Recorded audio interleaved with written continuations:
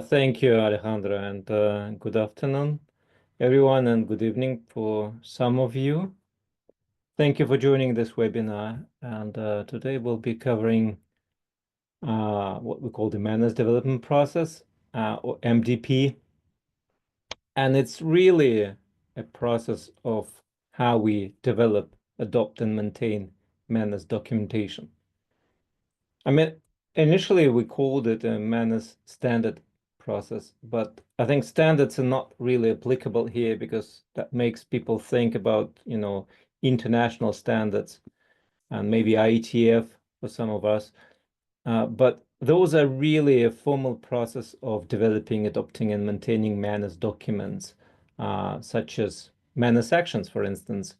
But also the same process can be applied for any changes to MANRS documentation, such as MANRS implementation guides. So why we need this? I don't know if some of you read, but Tony Taba wrote a very nice blog post explaining, setting the context, explaining why we need this MANRS development process.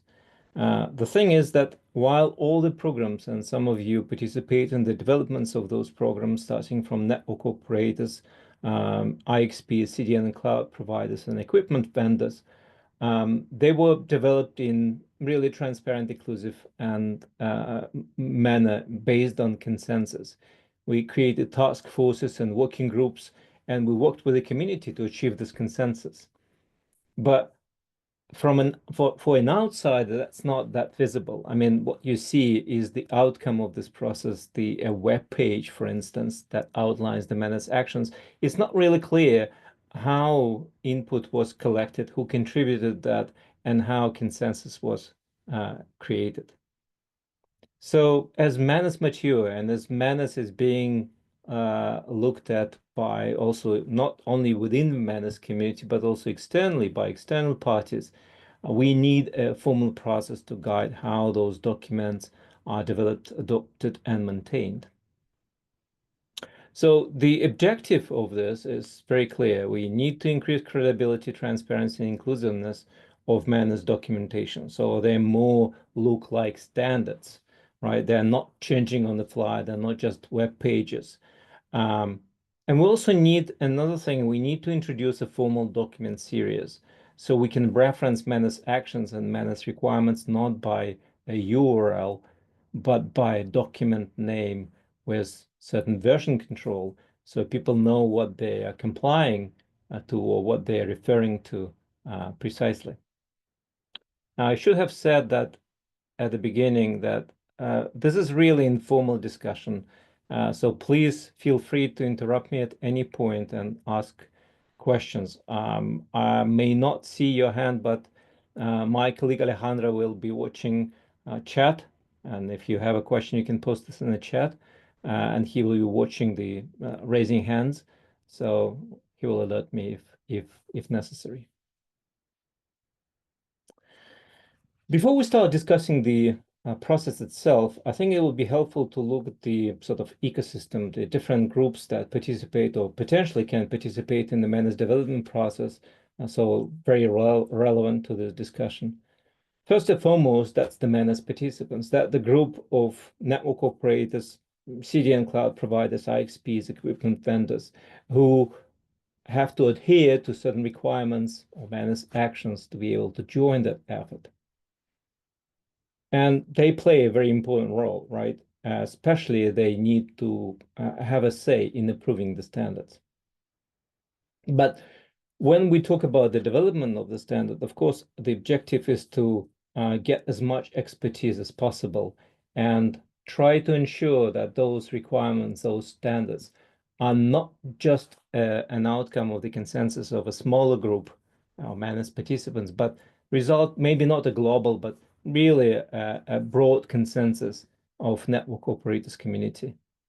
So in this respect, what is suggested in the MANRS proposal that we do not, MANRS community is not the same as MANRS participant. MANRS community includes MANRS participants, but it's broader, it includes people, individuals, and organizations that are aligned on the mission of MANRS, that want to promote routing security, want to promote MANRS, and therefore have interest and expertise to participate in the development of MANRS standards. And of course, we have a body, a governing body, which is called Steering Committee. And that is a very important body in the standard development process and MANRS development process, because that body looks that the process was followed. And if the process was followed and the MANRS participants approved the standard, then they ratify the standard, and that's the final stage. Some of the proposals, they need to be developed. And for this, as in the past, we will create working groups and task forces. And these smaller groups of people will go and develop the proposal, shape it up so it's ready for discussion and adoption. Not always. And we'll look at this when we discuss the process itself. And last but not least, it's the Andrei, we have a comment in the chat. Sure. From Georgios. Okay. Can you read it or should I read it? I can also mention it. I don't know. Yeah, sorry. Georgios, go ahead, please. Yes, so I think it's a good way and good step to go forward. But I read the documentation, this Word document that Tony has also put in a link. But I didn't see in the document what is meant by MANRS standards. I mean, it should be very clear that it's not, related to the standards that the IETF is developing on our routing process specs. So I think in this document, a clear definition should be provided on what we mean with MANRS standard. Thank you. Well, the document provides a definition of what MANRS specifications and standards are, but maybe sort of this, what you just mentioned, Georgios, that this is not conflicting with the IETF standards, that's a standard that is relevant in the MANRS universe. Maybe we need to highlight that even more. Yeah, thanks. Thank you. So moving along, Global Cyber Alliance, that's a Secretariat of MANRS, and previously it was the Internet Society, and last year it moved to Global Cyber Alliance. And MANRS Secretariat, it supports, it's responsible for the process. We actually receive the proposal, we move the proposal from one stage to another, so we technically support that process. Okay, the MANRS development process is, well, can be broken down in 5 phases, roughly. One is the proposal. The second phase is the announcement of this proposal. Then it goes into development phase, where the proposal is shaped up and developed for public comments. Then we have this phase, which is not just one single phase, but actually we split this into 2, and we'll discuss this. But that's where we collect input from the MANRS community and from MANRS participants, and hopefully reach consensus. And if the consensus is reached, then we move into the final stage, which is approval and publication of the standard. So let's look at the standard in more detail. This diagram is more detailed, and that's in the proposal as well. It portrays all the phases of the development process, and here you can see those rough 5 phases that I just mentioned, from the proposal and submission to announcement to development to call for comments and collecting feedback to finally approval, ratification and approval. Let's look at those phases in more detail. So how you submit a proposal. There are 2 ways to submit a proposal. You can send it via email, and this is the email address, or you can use a form that we put up. And in submitting the proposal, proposer has to follow a template. Template is part of the MDP proposal itself. So if you scroll down through this document, you see the template. It contains all necessary metadata and the body of the proposal itself. The Secretariat will assess the proposal on technical quality. So the Secretariat will look if this is a well-formed proposal, if the fields are correctly put together, if it's indeed a proposal and not an offer of some new product, right? If it's spam or something malformed, then the Secretariat will reject the proposal, but only on a formal basis. It will not look in the content of this proposal. And once that phase is passed, the Secretariat will move this to the next phase and will move this to the steering committee. So the steering committee will consider. They will look at the proposal, and once it's sent to the steering committee, the status of the proposal will be changed to steering committee consideration. Now, at this point, the steering committee will look at the proposal, and one thing they can do, they can also decide to change the type of the proposal. And here's a good point to mention that two main types of the proposals that we consider in this and the MDP. One is normative, and that's a mandatory requirement. Example of normative specifications are MANRS sections, for instance. Another one, informational, and example of informational specifications are implementation guides. And we also see that the scope might be slightly different because requirements of normative documents, they're mandatory to MANRS participants, while informational documents may be of interest to a broader community. But the steering committee may also decide that the proposal is not relevant because they will look at the content. And if the proposal is not sufficient quality or is not relevant to MANRS, the steering committee has the possibility to reject the proposal with motivation. And the proposal will remain published along with the reasons for rejection. Now, if steering committee decides to continue working on this proposal, they may decide to form a working group, right? Some of the proposals require more work, right? It's just a proposal. It's not the specification, the final version. In this case, the steering committee will announce the proposal and it will charter a working group. And the working group will be chartered, the chairs will be selected, the call for participation will be issued, and the web space will be created that will list the charter of the working group, the mailing list where discussion should happen, and other relevant information. And in this case, I think I'm moving here. So once it's announced, once the working group is chartered and is ready to start working, we go into discussion phase, and where the working group members will discuss the proposal in more detail and develop it if necessary. So once the working group has completed that work, they will issue a 2-week last call, internal working group last call, to gauge whether consensus is reached. Hopefully consensus is reached, and then the proposal goes to the next step.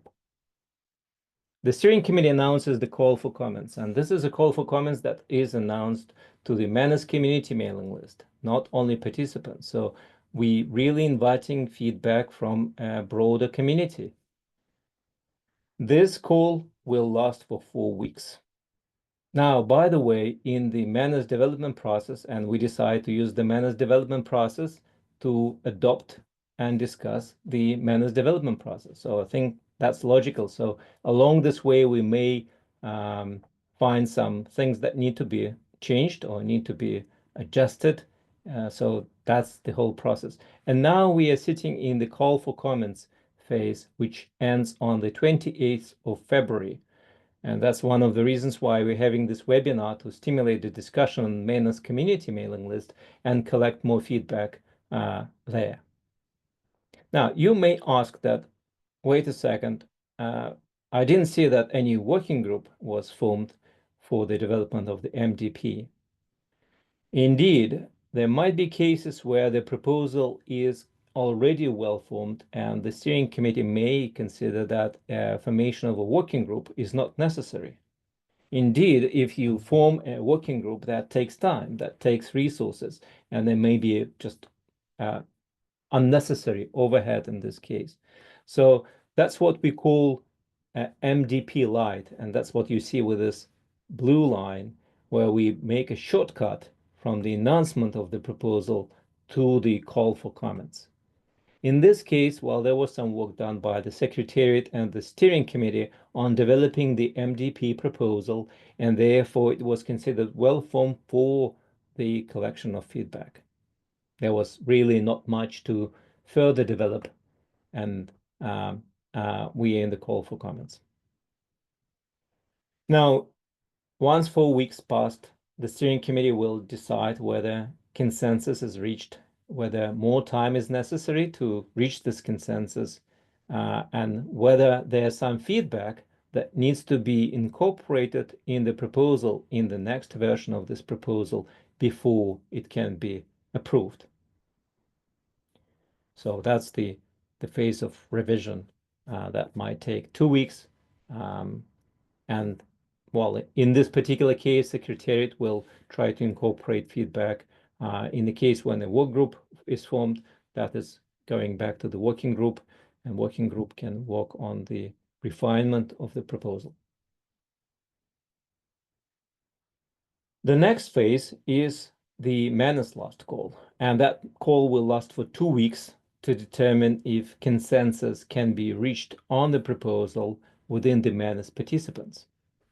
Why this phase of collecting feedback of those last calls is split into two? Well, as I mentioned, we are thinking of expanding the MANRS community to go broader than just MANRS participants, because we want to attract global expertise, and we want the proposals to be more of a global consensus nature than just of a smaller club of MANRS participants. So it has more relevance. It has also more relevance for people who aspire to join MANRS. However, a broader community, it would be wrong if they would impose some of the decisions and some of the requirements on the MANRS participants without their consent. So this phase of 2 weeks of MANRS last call is specifically targeted to reach consensus and determine if MANRS participants agree with those requirements that they will have to commit to. Well, one thing that we discussed we had another session, and we discussed that there might be a possibility that we might not need a MANRS last call, for instance, for informational documents that do not really impose any requirements on MANRS participants. For instance, if we talk about MANRS implementation guide, maybe MANRS last call is not that necessary. Maybe if we reach a global consensus that MANRS actions can be implemented this way, and this is just guidance, right? This is not a mandatory requirement. The MANRS call is something extra. It doesn't need to, we don't need to waste 2 weeks on something that doesn't bring real value. This is not in the current proposal, but we might consider if we think about this. If you think that makes sense, please submit your comments, or if you think that doesn't make sense, submit your comments either. All right, so MANRS last call happens on the MANRS participants mailing list, and this is not an open mailing list like the MANRS community where anyone can subscribe. This is the mailing list consisting of primary and secondary contacts of MANRS participants.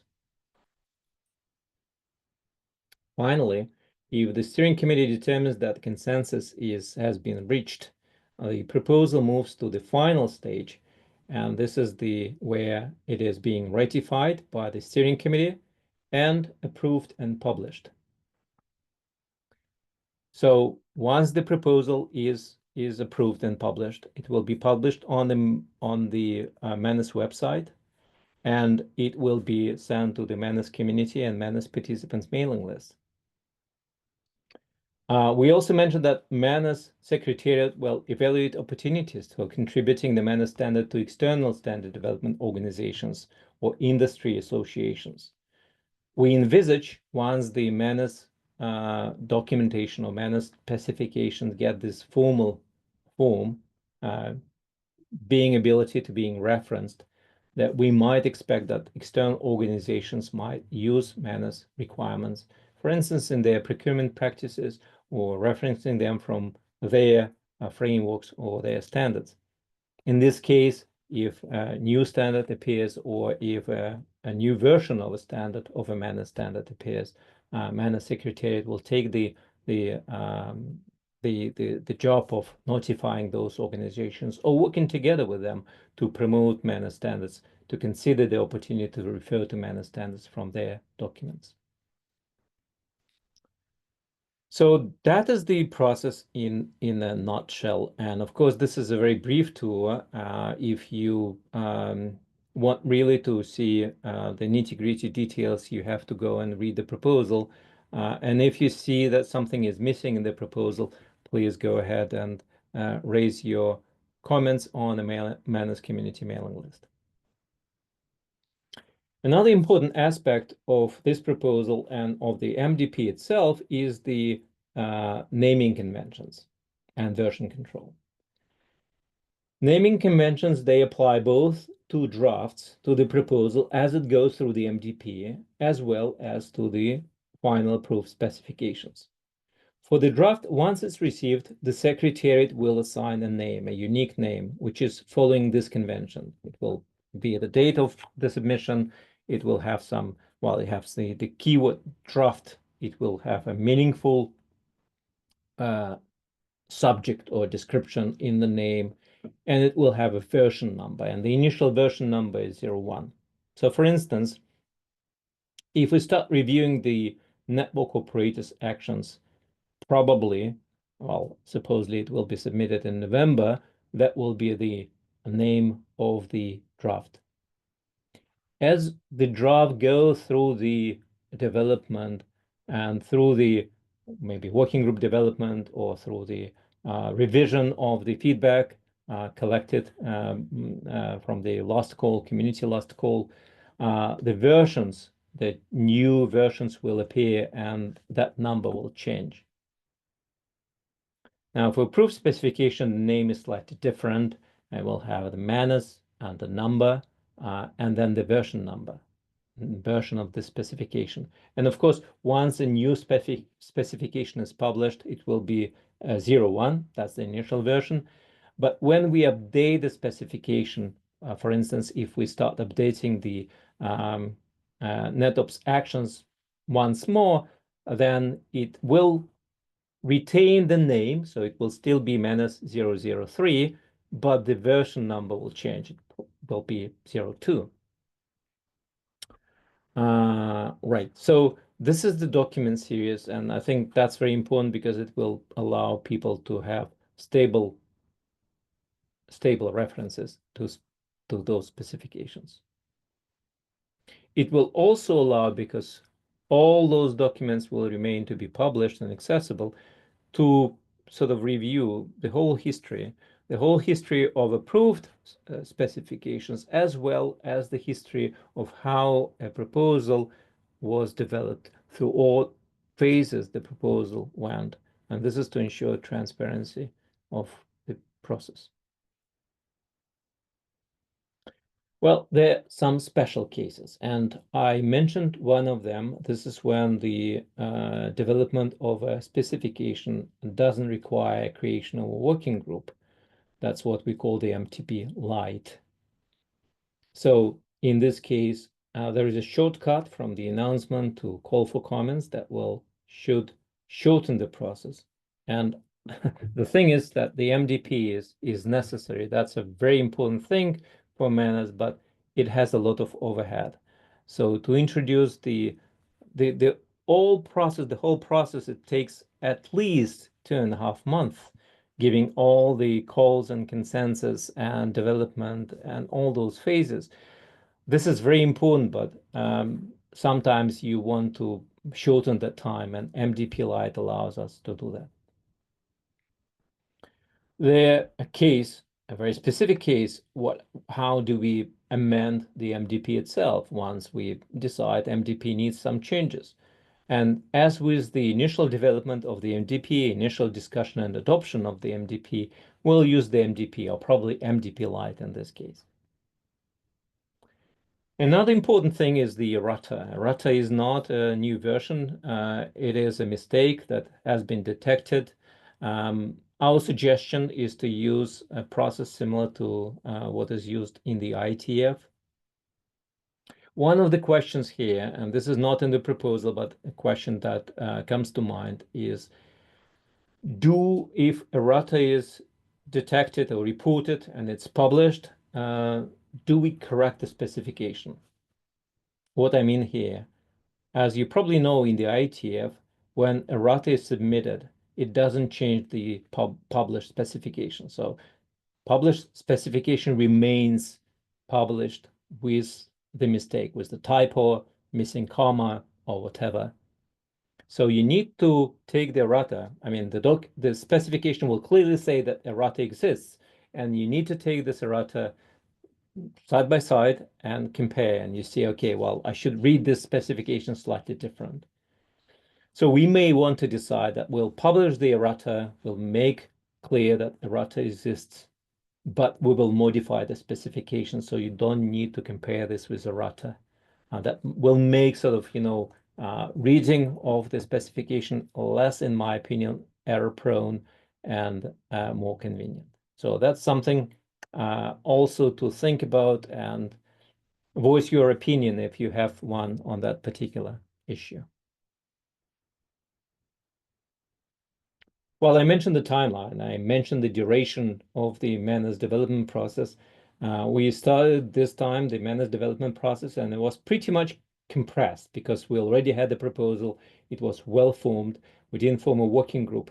So the proposal submitted to Secretariat on the January 27. The Secretary reviewed that. It wasn't spam, clearly, and we moved the proposal into Steering Committee's consideration the same day. On the 29th of January, the Steering Committee announced the proposal, and a mail was sent to the MANRS Community mailing list. And on the 30th of January, the Steering Committee opened the call for comments, the community call for comments that lasts for 4 weeks and will close in less than 10 days on February 28th. We allocate 1 week to incorporate feedback. So far, we have received no feedback on the proposal. Hopefully, those webinars will stimulate some discussion and maybe some feedback and maybe some questions on the mailing list. So Andre? Yes? Sorry, this is Steve Wallace. I have a question. We did hear a comment here about whether there should be language to more clearly differentiate what a MANRS standard is as opposed to like an IETF standard. So for that to be officially considered to be a comment, do we need to receive that a different way? That's a very good point. Yes, I think the official comments should be received on the MANRS Community mailing list. And it's not just a formality, not just a requirement, but again, for the sake of transparency, because MANRS Community mailing list will be public and archived, right? So there should be a trace of that comment. So important comment was raised, and Georgios, I encourage you to submit this comment in response to this sort of opening call for comments, and that might also stimulate others to, maybe agree with you, maybe find something else in the proposal. That's very important. So this webinar is an informal thing. This is just to facilitate discussion. This webinar and the discussion we might have, it doesn't substitute the formal way of discussing the proposal and submitting comments, which should happen on the MANRS community mailing list and during the MANRS last call on the MANRS participants mailing list. Does it make sense, Steve? Yes, thank you. Thank you. I'll do that. And thanks. Thank you very much.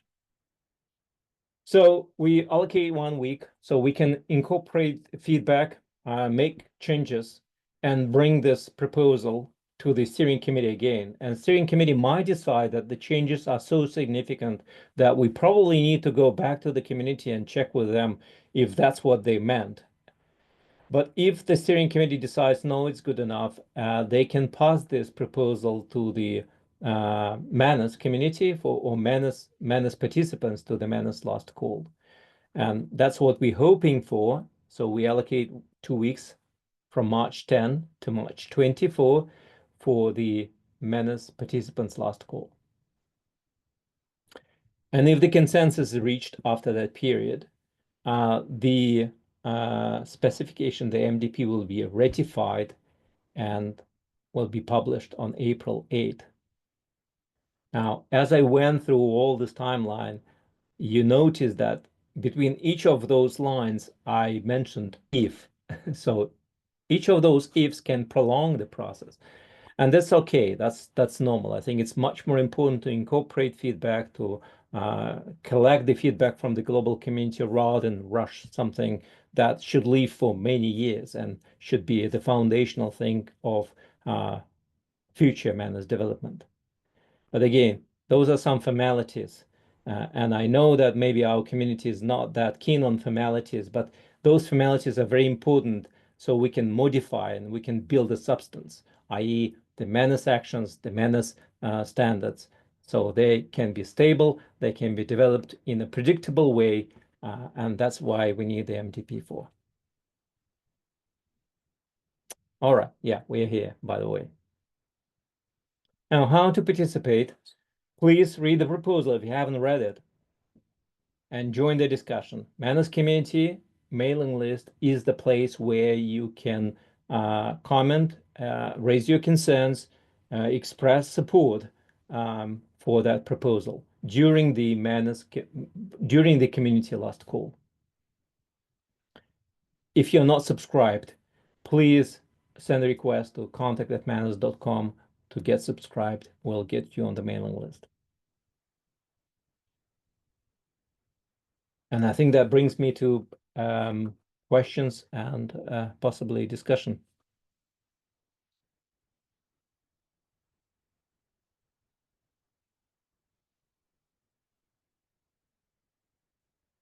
Alejandra, I assume that we sort of covered the questions as we went through this presentation, but if there are any comments in the chat or some raised hands, let me know. Not that I see. I don't know if somebody has anything to mention.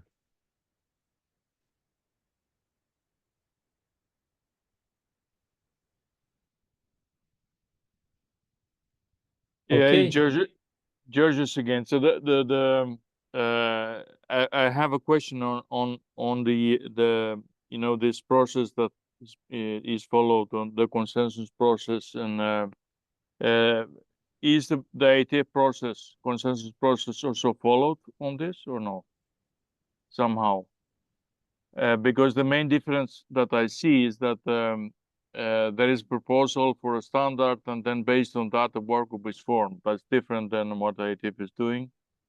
But for the other, discussions, is there, some kind of,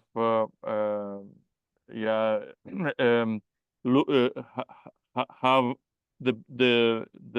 has the steering committee looked into the ITF process on that? Maybe Tony Yeah, could. I don't want to talk for the steering committee, but I can say that we looked at different processes. It's not just a mapping of the ITF process. We looked at the ITF process. We looked at the first process. We looked at some other processes by industry associations and picked up some of the components. But I let me stop sharing because we are in the discussion phase. I don't know if someone from the steering committee would like to chip in.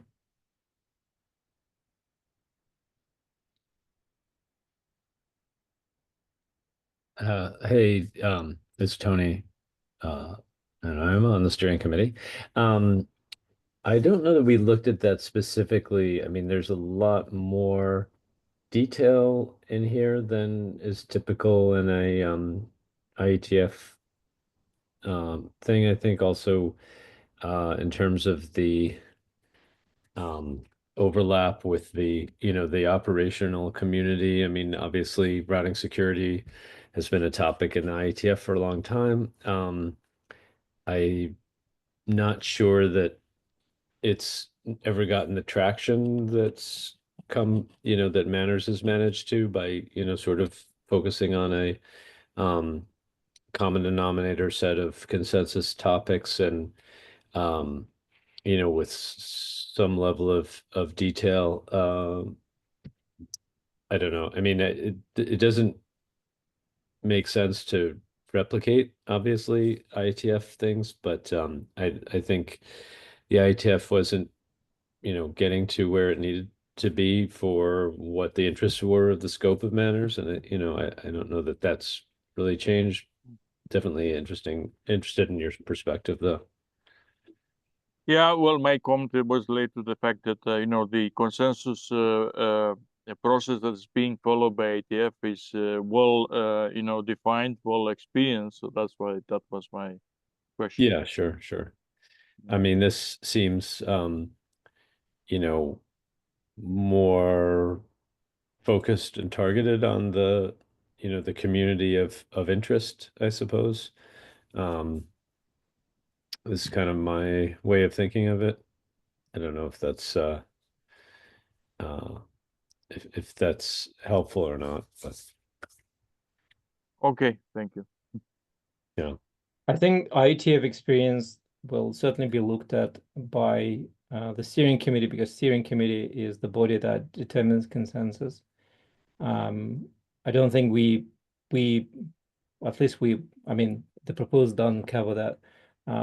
The steering committee will play the role of the ISG in the IETF and will go through all these reviews and sort of this formal deliberations, how they are reaching that decision. But the decision should be motivated, and that should be very clear and public. I don't think we are planning to implement humming in the MANRS development process. But for the rest, I think, yeah, we will be looking at things. And I think as we go, right, the practice will show us where the shortcomings are. So the MDP itself is a good example, how we reach consensus, how we can declare consensus here.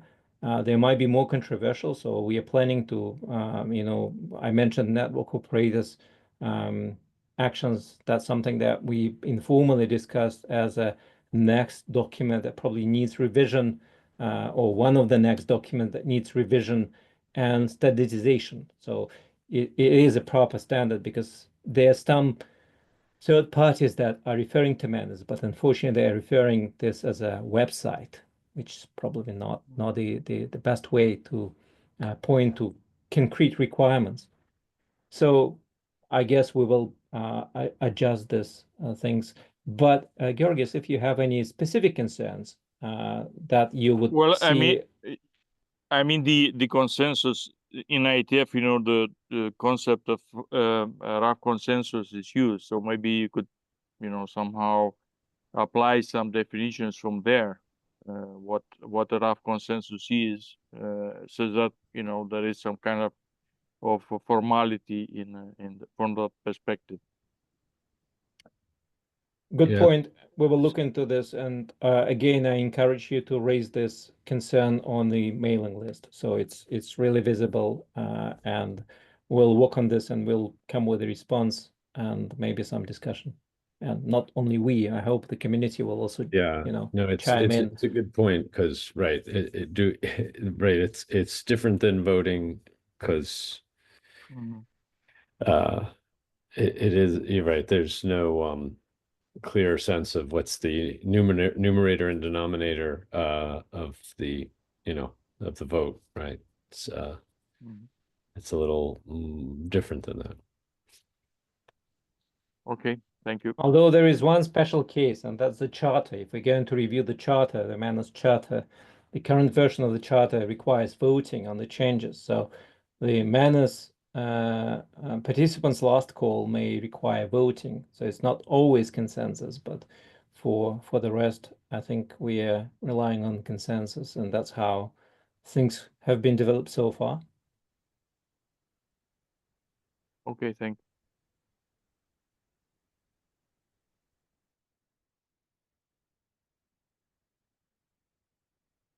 Okay, folks, if there are no questions, Tony, Steve, any questions from, or Erica, any comments, questions from your side? I'm referring to the steering committee members that joined this webinar, by the way. Well, I asked my question. Yeah, I have nothing different to say. I mean, hopefully, I mean, I assume that I guess if everyone who's here since the call for the Zoom registration went to the community MANRS community list, right? Alejandro, I think. So I guess by definition you're all on that list, which is good. So that's where the discussion should be happening. But I guess if there, I can't remember how the MANRS, you know, since now we've made this distinction of the overlapping Venn diagram of community and members not being the exact same thing, that the community list, was that the older list that existed and then the members list was created after that, or was it the other way around? Yeah, members list is not sort of the normal mailing list. It's being generated periodically based on the new membership. But the see. MANRS community, it contains the membership. So when member joins, it is automatically also subscribed to MANRS community mailing list. Oh, And okay. it also grew historically because there were friends and people generally interested in MANRS that were subscribed to MANRS community. Now, we also promoted the webinar through social media like LinkedIn and other things. So there might be people on this webinar that are not part of the MANRS community mailing list. And I'll repeat, if you're not subscribed yet, please send a request to MANRS, to contact@manrs.org, and we will subscribe you ASAP. And don't delay this because there's not much time left before the Right. call will be closed. And I know that yeah, Megan's been doing great work on the social media front and publicity, so that's good. Thank you. And this is being recorded. So we also recorded the session in the morning. We will share the links, and together with the links, we will share like a new call for participate. Very So good. we'll make some more noise about it as much as possible. I'll have a message from Courtney. Yeah. Thank you. Appreciate people in different time zones spending the time. Take care. Well, thank you. Thank you, everyone. Thank you for joining, and hope to hear you on the MANRS community mailing list. I Thank will you. share the link of the video very soon. Thank you. Bye-bye. Thank you. Bye bye. Take care.